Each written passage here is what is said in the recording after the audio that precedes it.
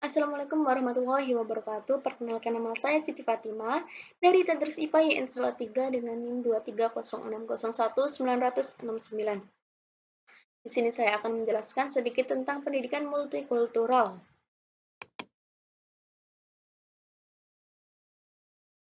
Yang pertama adalah pengertian pendidikan. Dari teori Tyler menjelaskan bahwa multikultural sebenarnya merupakan kata dasar yang mendapatkan awalan.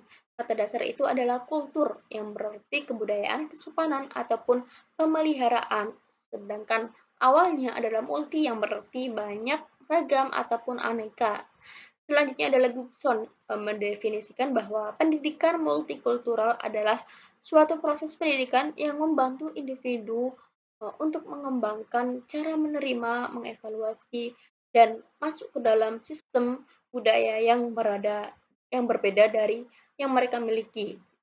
Lalu dari dua teori tersebut, dapat saya tarik kesimpulan bahwa pendidikan multikultural merupakan proses pendidikan yang mengajarkan cara saling menghargai dan cara menyikapi adanya perbedaan budaya, agama, suku, dan lain sebagainya.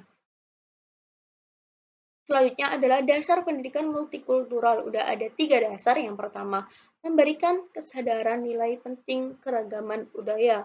Di sini dijelaskan bahwa setiap individu harus sadar dengan adanya perbedaan di negara kita dan setiap perbedaan itu mempunyai nilai-nilai penting kebudayaan di dalamnya. Lalu selanjutnya adalah memberikan gerakan pembaharuan pendidikan. Di sini, fungsi dari dasar ini adalah untuk mengurangi kesenjangan antara perbedaan tersebut. Dan selanjutnya adalah proses pendidikan.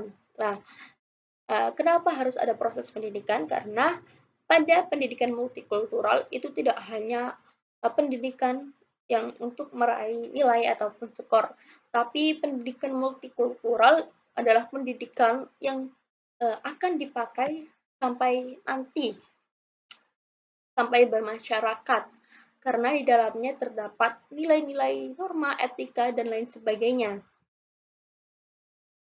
Selanjutnya adalah tujuan pendidikan multikultural. Udah ada dua tujuan, yaitu tujuan awal dan tujuan akhir. Dari tujuan awal merupakan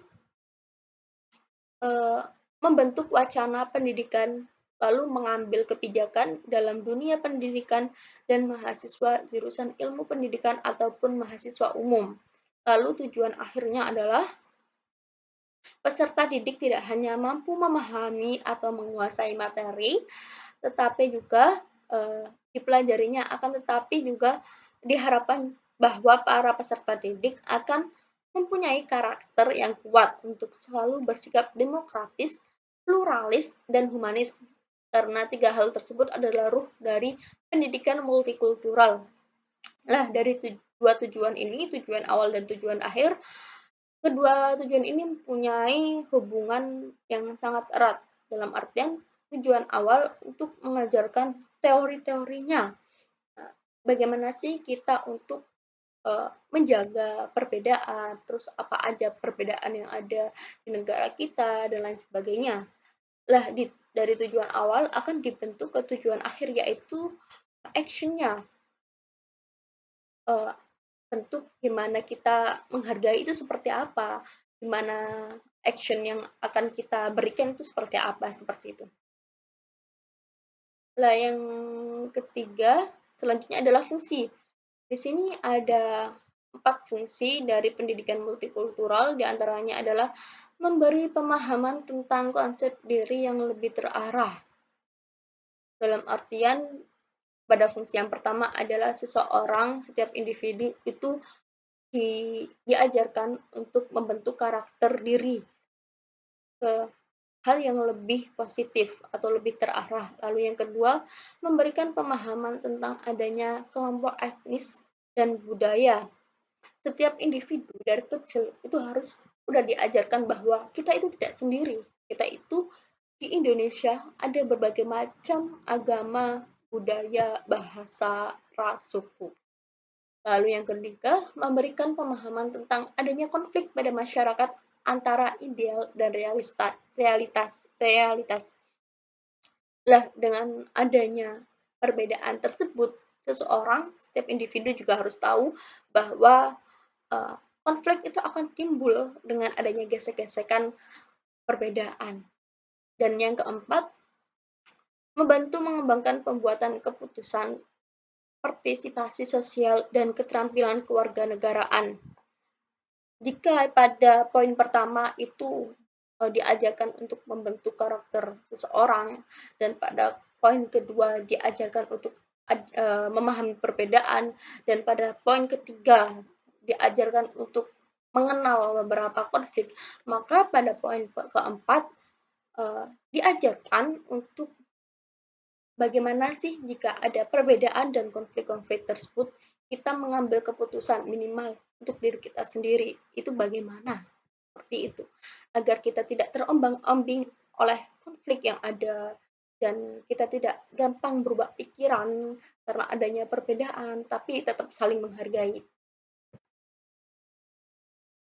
Untuk poin yang terakhir adalah peranan guru dalam membangun pendidikan multikultural. Perlu kita pahami bahwa pendidikan dan peranan guru itu dua hal yang tidak bisa dipisahkan. Di sini udah ada 4 peranan, yaitu yang pertama membangun paradigma keberagaman.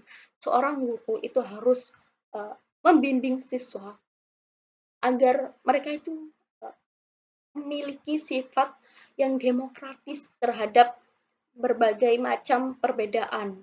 Mereka mempunyai sifat yang toleransi. Lalu yang kedua, membangun sensitivitas gender. Setiap guru juga harus mengajarkan bahwa perbedaan gender itu tidak ada. Dalam artian mereka itu sama, mereka mempunyai hak yang sama antara perempuan ataupun laki-laki. Mereka boleh memiliki keputusan yang sama. Tidak ada perbedaan, karena pada faktanya masih banyak sekali perbedaan gender, terutama hak hak perempuan itu masih banyak yang belum dijunjung tinggi. Lalu yang ketiga adalah membangun sikap kepedulian sosial.